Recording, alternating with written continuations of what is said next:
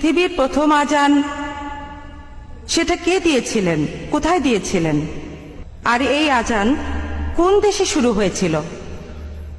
বোন, আপনি প্রশ্ন করলেন যে আজানের উৎপত্তি কিভাবে হয়েছে, কোন দেশে হয়েছে, আর সেটা কিভাবে শুরু হয়েছে।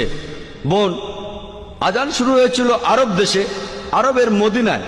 আর সহিহ হাদিসে উল্লেখ করা আছে যে মদিনায় মসজিদ তৈরি করার পর নবীজি এবং সাহাবারা সালাতের ব্যাপারে আলোচনা করছিলেন, কিভাবে মানুষকে আহ্বান করা হবে।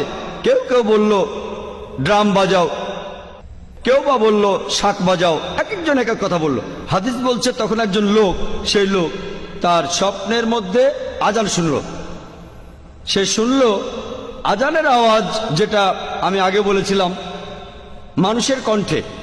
খবরটা তখন নবীজির কাছে পৌঁছে গেল, আর নবীজি বললেন সে যে কথাগুলো শুনেছে সেগুলো শুনতে খুবই ভালো লাগছে, আর সালাতের জন্য মানুষ